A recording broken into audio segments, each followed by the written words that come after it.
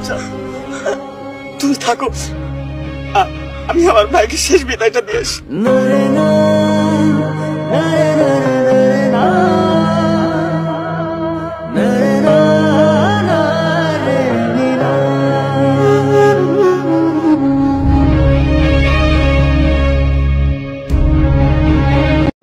কি এটা? Divorce letter.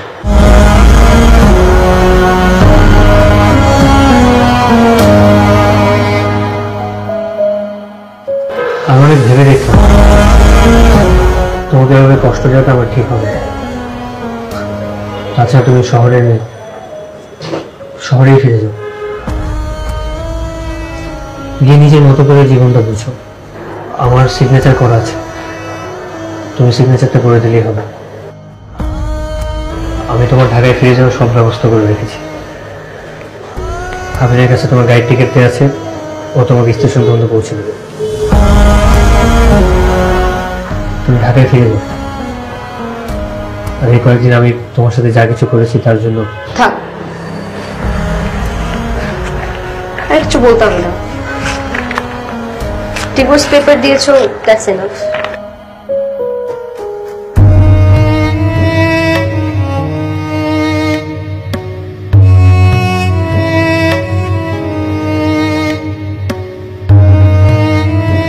Tanmoy,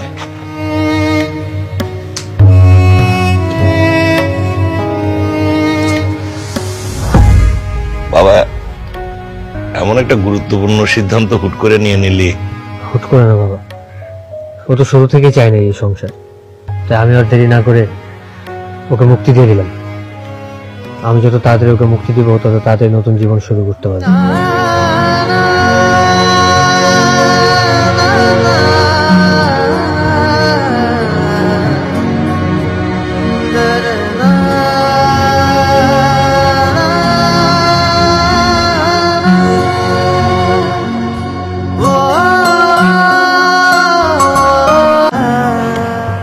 কিরে, তুই খাচ্ছিস না কেন?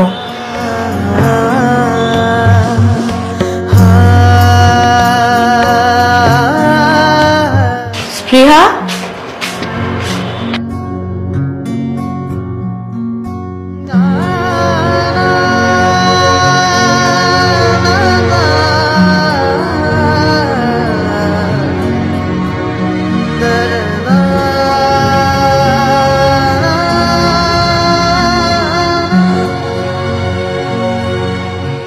ছয় মাস তো হয়ে গেল, আর কত?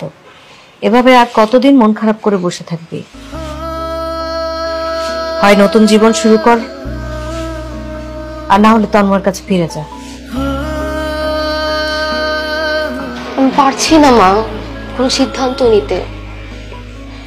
তন্ময় কি আর তন্ময়ের ভালোবাসা সবকিছু দেখে যখন আমি মন স্থির করলাম যে আমি ওর সাথেই থাকবো, তখন আমাকে ডিভোর্স দিল। আমি এটা কিছুতেই মেনে নিতে পারছি না মা। তাহলে তুই বলতি তোর রাগ আর তোর ইগোর কারণে এখন দুইজন দুই জায়গায় কষ্ট পাচ্ছিস। ফিরে যাবি? না মা, ও যেহেতু ডিভোর্স দিয়েই দিয়েছে, ফিরে যাওয়ার প্রশ্নই আসে না। আমি ওকে ডিভোর্স দেবো। তুমি যাও, ডিভোর্সের খামটা নিয়ে আসো।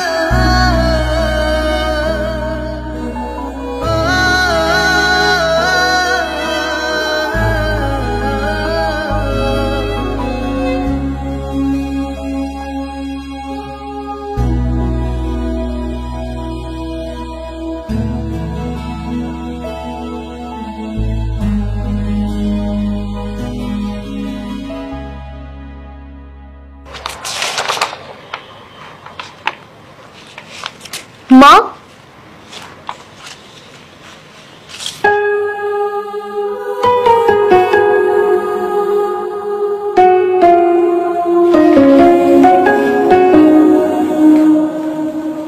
কেন মা? আমি তো কিছুই বুঝতে পারছি না। ও আমাকে ডিভোর্স দিয়েছে ঠিক আছে, কিন্তু তাই বলে ওর সকল স্থাবর অস্থাবর জায়গা সম্পত্তি আমার নামে লিখে দিবে? কি জানি, ভাইজান তো আমাকে কিছুই বলেনি। না মা, এখানে নিশ্চয়ই কোনো ঘাপলা আছে।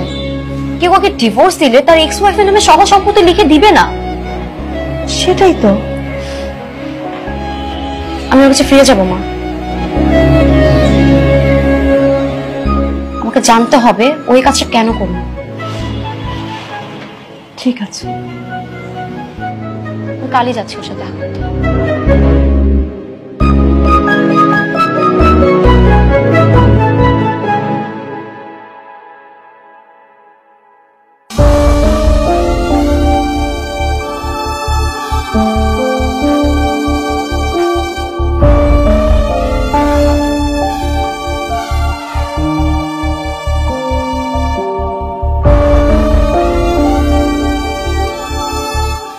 আমার ভাই তন্ময় ভাই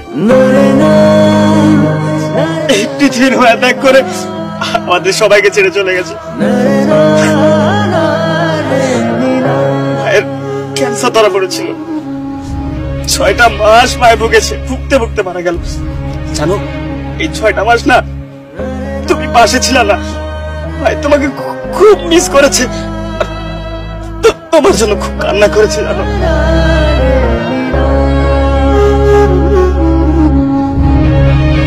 আমায় কেউ কিচ্ছু জানায়নি কেন? ও কেন বাবা ডিভোর্স দিল? ভাইয়া না করেছিল, ভাই চাইনি যে তুমি বিধবা জীবন যাপন করো। বিধবার জীবন যাপন খুবই কষ্টের, ভাই তোমাকে কখনো কষ্ট দিতে চাইনি।